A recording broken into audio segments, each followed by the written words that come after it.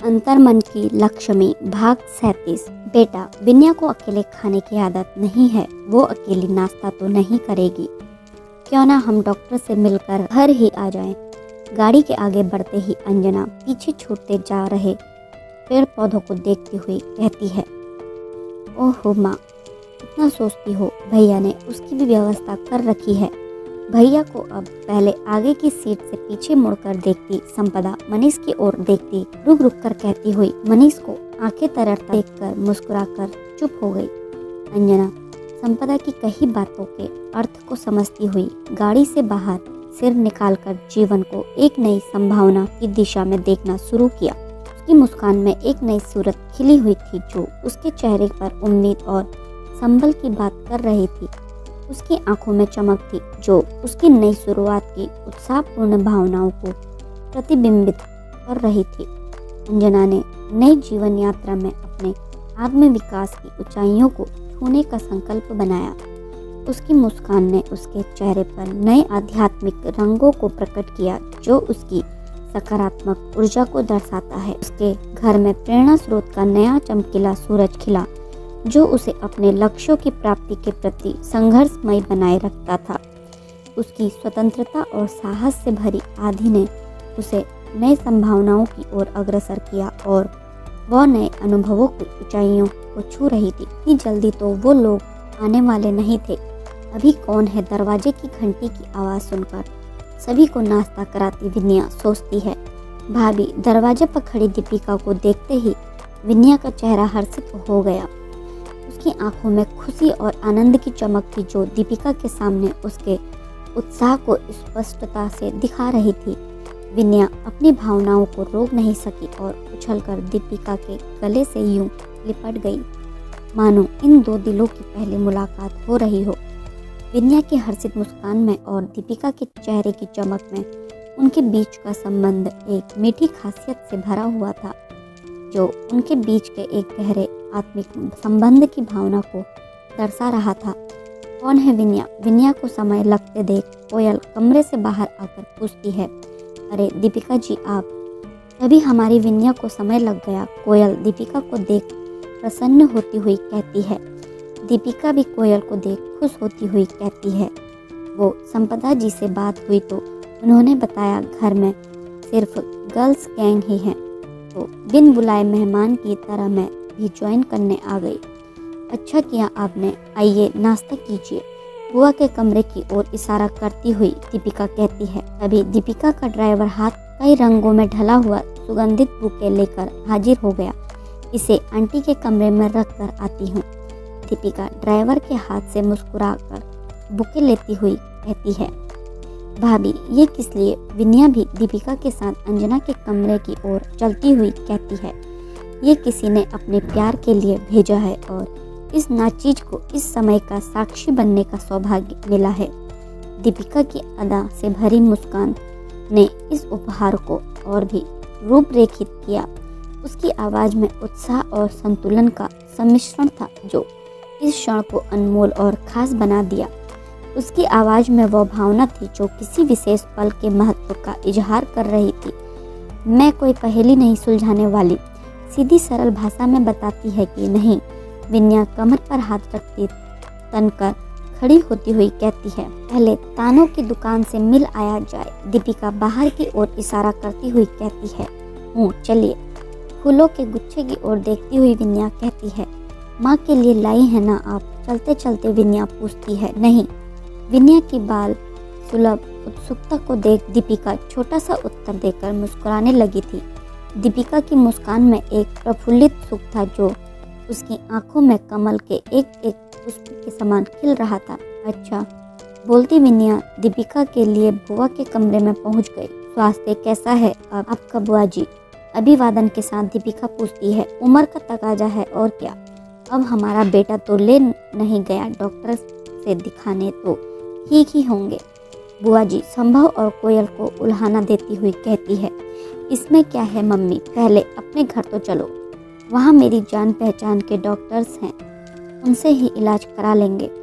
जिस तरह शांत जल में कंकड़ फेंकने पर वो उस कंकड़ को खुद में समाकर फिर से यथा स्थिति में आ जाता है, उसी तरह संभव भी हंसकर धैर्य रखते हुए अपनी माँ की बेतुकी बात को आत्मसात कर अपनी माँ से कहता है, जबकि कोयल का गुस्सा उफान पर था, जिसे संभव अच्छी तरह समझ रहा था। इस मौके पर संभव के चेहरे पर हंसी और धैर्य से भरी मुस्कान इस चुनौतीपूर्ण समय को बांटने की कोशिश कर रही थी।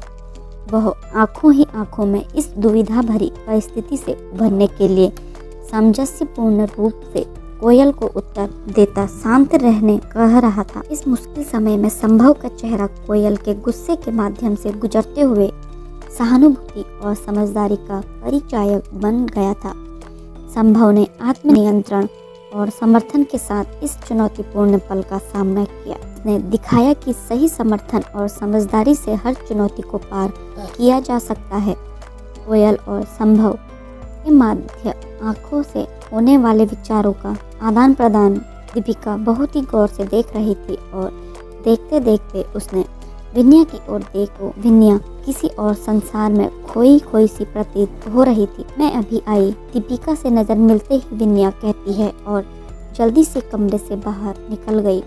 उसकी उत्सुकता भरी संवेदना को देख दीपिका मुस्कुरा पड़ी और उसके पीछे जाने के लिए उठने का उपक्रम करती है और फिर कुछ सोचकर मुस्कुराकर बैठ गई। विन्या दौड़ती सी अंजना के कमरे में जाकर बुके उठाकर उलट पलट कर देखने लगी। उसे याद हो आया था कि बुके के अंदर से एक कागज भी झांक रहा था और वह ये जानने के लिए उत्सुक थी कि यदि यह अंजना के लिए नहीं है तो फिर किसके लिए है। प्रकृति प्रेमी उस प्यारी लड़की के लिए जिसने एक मकान में जीवन भरा, उसकी आत्मा के कैनवास पर फिर से रंगों के छींटे देकर खूबसूरत बनाकर घर बना दिया, उसे सांस लेना सिखा दिया, खुद को भूलकर सभी को उनका स्वयं याद दिलाया, वो भूलकर जिसने सभी को अपने स्वयं के सौंदर्य और सकारात्मक दृष्टिकोण के साथ प्रेरित किया, एक नई ऊर्जा का संचार किया। उस प्यारी लड़की उसके प्यार की तरफ से रंग बिरंगे सुगंधित पुष्पों का गुच्छा प्यार से भेंट किया जा रहा है। उस कागज पर उकेरे शब्दों से विन्या स्तंभ रह गई। इस 2 दिन में कितना कुछ बदल गया। इस 2 दिन में इस घर को बेटा ही नहीं मिला बल्कि उसे भी पत्नी होने और विशेष होने का एहसास पल पल हो रहा है। फूलों के गुच्छे को अपनी चिबुक से सटाए अविचल भाव से बैठी विन्या की आंखों से अश्रु की निशब्द अविरल धारा उसके कपोलों से होती नीचे गिरी जा रही थी। क्या हुआ ननद रानी? दीपिका कमरे में प्रवेश करती विन्या को इस तरह बैठे देख थोड़ी परेशान होती, झकझोरती पूछती है, भाभी ये? दीपिका के आगे कागज का टुकड़ा आगे करती विन्या रूंधे गले से कहती है, पगली इसमें रोने की क्या बात थी, ये तो प्रेम पत्र है, रास्ते में ही मनीष जी ने ये बुके दिया था मुझे।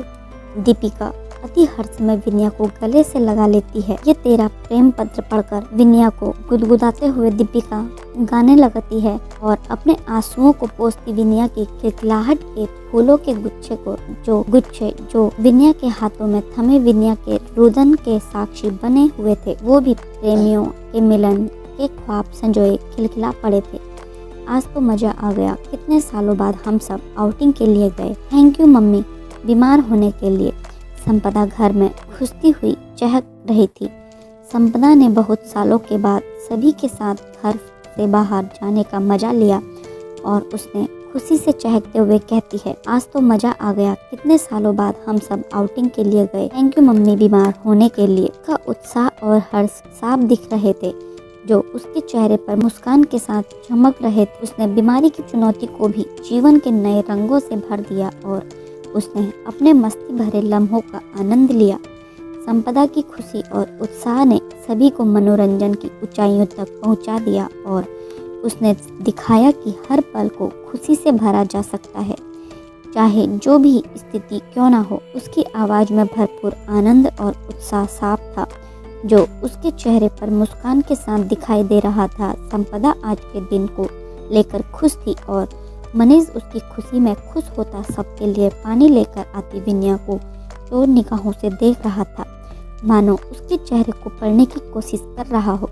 अपने हृदय में उत्पन्न हुए प्यार के रंग को विन्या के मुखड़े पर खोजने का प्रयास कर रहा था।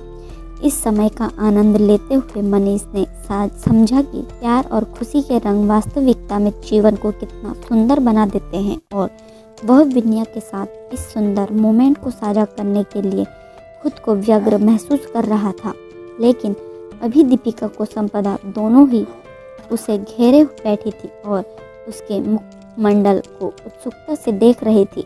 दीपिका और संपदा उसके दोनों ओर बैठी चांदनी रात की तरह चमक रही थी और इस समय की सुखद गहराइयों में मनीष के उत्साह और प्यार से भरे चेहरे को देखने का आनंद ले रही थी। साथ ही मनीष की झुकी नजरों का पीछा करती विन्या की ओर देख खिलखिला भी पड़ती थी। अंजना विन्या के साथ जाकर कमरे में लेट गई थी। अंजना को विन्या कंबल उड़ाती निश्चल निर्मल गुड़िया सी लग रही थी। विन्या के प्रत्येक कार्यकलाप को वो बहुत ध्यान से देख रही थी। उसने विन्या को इतने दिनों में कभी इस कदर शांत नहीं देखा था, तब भी नहीं जब वो विन्या को अपना प्रतिद्वंदी समझ रही थी। अंजना से रहा नहीं गया। उसका हाथ पकड़कर अपने बगल में बिठाती प्यार से पूछती है, क्या बात है बेटा, तुम्हारे चेहरे पर यह शांति अच्छी नहीं लग रही है। तुम्हारे चेहरे का उत्साह तो इस घर की संजीवनी बूटी है। किसी ने कुछ कहा है क्या? नहीं माँ, वो विन्या अंजना के इतना पूछते ही इस तरह रो पड़ी थी जैसे कि वो अंजना के पूछने का ही इंतजार कर रही थी। विन्या की आंखों में आंसू टपक पड़े थे और वह अंजना की ओर देखती रही जैसे कि उसके पूछने का ही इंतजार था। उसने अपनी माँ से कहा, नहीं माँ, वो, और इसके साथ ही रुक गई जैसे कि उसे अगले शब्दों की तैयारी के लिए समय चाहिए था। उसकी आवाज में बेताबी थी जो उसकी आत्मा से आती प्रतीत हो रही थी। वह इस क्षण में आंसू बहाती हुई अपनी माँ से और भी कुछ कहने की कोशिश कर रही, लेकिन उसकी आंखों से निकले आंसू वो बोल रहे थे जो शब्दों से कहना मुश्किल हो रहा था। विन्या के थरथराते कुछ कहने को व्याकुल अधर और नैनों से अश्रु देख अंजना हड़बड़ाकर उठ बैठी। उसने विन्या को बाहों में लिए हुए कहा, तुम्हें रोने की कोई आवश्यकता नहीं है बेटा, हम एक दूसरे के साथ हैं और हम समस्याओं का सामना साथ में करेंगे। इस दिव्य समय में माँ बेटी के बीच का यह संबंध एक नई मजबूती के साथ समर्थन भरा था, जिसने विन्या को अपनी बातें साझा करने के लिए स्थान दिया और उसे माँ के हृदय की साथित्व भरी भावना ने पूर्ण रूप से समाहित कर लिया था। माँ, वो, विन्या ने उंगली के इशारे से मेज की ओर दिखाया। इतना सुंदर फूलों का गुच्छा कहाँ से आया? अंजना इस गुच्छे से पूर्णतः अनभिज्ञ थी, क्योंकि दीपिका और मनीष फूलों की दुकान पर मिले थे, जिसे सिर्फ संपदा जानती थी। अंजना की अनभिज्ञता देखकर विन्या आश्चर्य से उसका चेहरा देखने लगी, क्योंकि मनीष ने दीपिका को बुके दिया तो अंजना ने देखा होगा। विन्या अपने विचारों में सोच रही थी। माँ, ये भी विन्या अभी भी स्थिर नहीं हो सकी थी और फूलों के अंदर रखे कागज को निकालकर अंजना के हाथ में देती है। विन्या ने कागज पर लिखे शब्दों को पढ़ते हुए अंजना के चेहरे पर एक आशीर्वाद भरी मुस्कान देखी। उसकी आंखों में चमक बढ़ गई जब वह विन्या के ललाट को चूमती हुई कहती है, मेरी फूल सी बच्ची। इस पल में बड़ी सी दृढ़ता और प्रेम था, जिससे विन्या को माँ की ममता और समर्थन का आभास हुआ। समझती हूँ बेटा, तुम्हारे मनोभाव को ये प्यार तुम्हारा हक है, अधिकार है। मैं ये भी जानती हूँ इस प्यार को पाने के लिए तुम्हें ये सब करने की जरूरत नहीं थी। हर औरत इसकी विवाह के बाद इसकी स्वमेवकार हो अधिकारी हो जाती है, पर बेटा तुम्हारे ये 1 साल में वापस तो नहीं कर सकती, लेकिन ये वचन जरूर दे सकती हूँ कि जिस खुशी के साथ की एक नारी को जरूरत होती है उसमें अब कभी कोई कमी नहीं आएगी। बोलते हुए अंजना की आवाज़ भर्राने लगी थी और वो विन्या को गले से लगाए उसकी पीठ को सहलाती रही। अचानक मुख्य द्वार के खुलने और बहुत तेज हर्ष मिश्रित चीखने की आवाज़ अंजना और विन्या तक आई। कौन है देखना बेटा, प्यार से उसके दोनों गालों को थामकर अंजना कहती है। हम हैं मामी। दोनों लड़कियां अंजना के कमरे में आकर जोर से कहती हैं, मिश्री, विन्नी, तुम दोनों। कभी अंजना दोनों लड़कियों को और कभी उनके साथ खड़े मनीष को देख रही थी उनके पीछे खड़ी मंजली बुआ को अपनी साड़ी के कोर से आंसू पोंछते हुए। आज के लिए इतना ही। इससे आगे का अगला भाग जानने के लिए हमारे चैनल पर बने रहें और हमारे चैनल पर नए हैं तो चैनल को लाइक, शेयर, सब्सक्राइब करना ना भूलें। धन्यवाद।